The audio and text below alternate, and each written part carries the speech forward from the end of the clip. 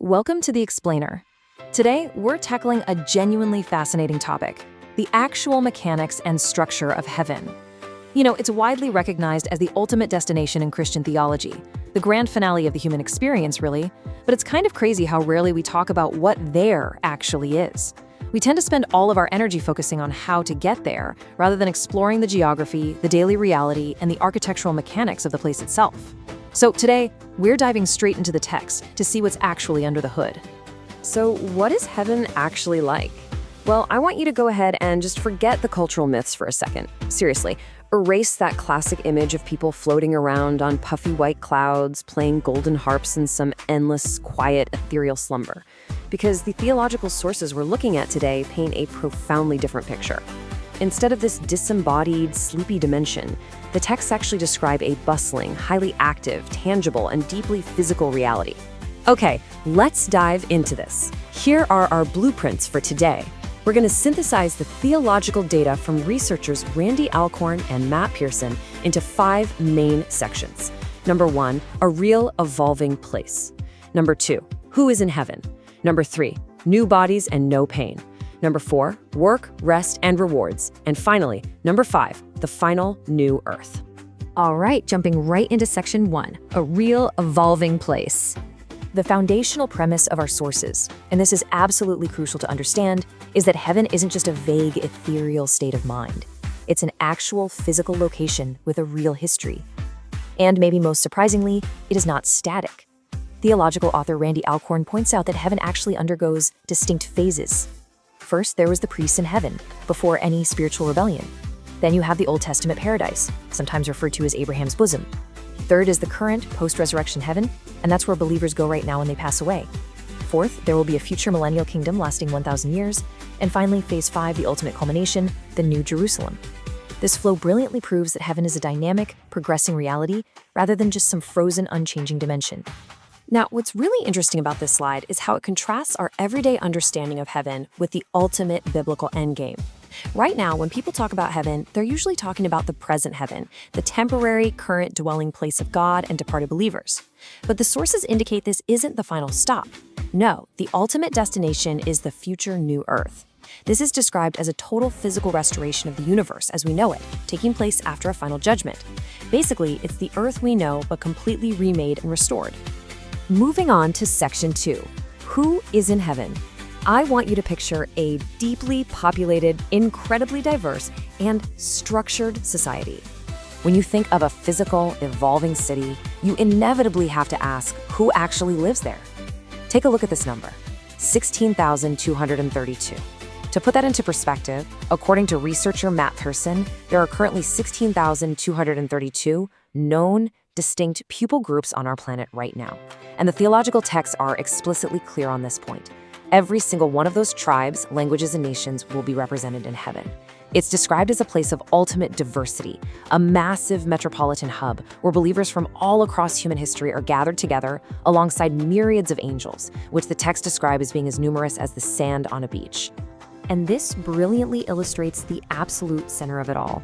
At the center of all this diversity is a fascinating dual image of Jesus, described by Pearson as both a lion-like lamb and a lamb-like lion. It's a super vivid image meant to convey both ultimate power and ultimate sacrifice at the exact same time.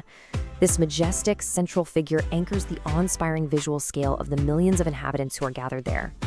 But get this, the population goes way beyond just humans and angels. Alcorn and Pearson highlight a thriving, diverse ecosystem. This environment actually includes specific creatures with 6 wings created entirely for the purpose of worship, and yes, it even includes animals. The text specifically mention horses, wolves, lambs, and lions residing in heaven. So it isn't some barren, sterile environment, it's a complete, vibrant, and wildly diverse world. Let's transition to section 3, new bodies and no pain. Because if it's a physical place, we need to talk about how we exist in it. So the crucial point is that humans in heaven remain both physical and spiritual beings. The sources completely reject the idea of us becoming disembodied ghosts. Instead, they describe highly capable, physical resurrection bodies modeled directly after Christ's own resurrection. These bodies are tangible. They walk, they talk, and remarkably, they are capable of eating and drinking. But here is the paradox that makes this so unique. While they can fully enjoy the taste of food and drink, they will never ever actually experience the pain or urgency of hunger and thirst. Speaking of things you won't experience, Pearson gives us this highly relatable, down-to-earth list of what is absolutely not in heaven.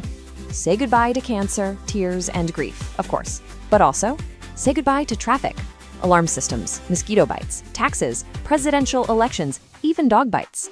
It's a rapid-fire reminder that heaven isn't just about escaping cosmic philosophical evil. It's about the ultimate practical relief from every single earthly frustration and annoyance that wears us down on a daily basis. All right, section 4, work, rest, and rewards. Let's look at the daily activities. You know, there's this huge misconception that heaven is a place of endless boredom, like we're just going to sit around in an eternal choir. But a bustling physical city requires activity, right? Alcorn beautifully resolves the paradox of heaven containing both active duties and perfect rest. Work in heaven means meaningful service. It involves creativity, ruling, and accomplishing tasks, but completely without fatigue or futility. Rest, on the other hand, doesn't mean doing absolutely nothing. It means complete relief from the curse of frustrating labor. Think of it much like the original Garden of Eden before the curse. Productive, incredibly fulfilling work that leaves you energized rather than exhausted. Let's move to and see how this builds, because not everyone's experience or position will be exactly the same. Alcorn highlights 5 distinct conditional rewards, referred to as crowns, which are given based on earthly faithfulness. There's the crown of life for enduring difficult circumstances, the incorruptible crown for discipline and faithfulness, the crown of rejoicing for impacting others, the crown of glory for faithful leadership, and the crown of righteousness for anticipating Christ's return. Basically, these are permanent positions and possessions that reflect a person's specific service during their temporary life here on earth. And that brings us to our final chapter, section 5, the final new earth. We are building toward the climax here.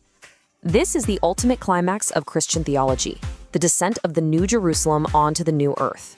And the scale of this is genuinely awe-inspiring.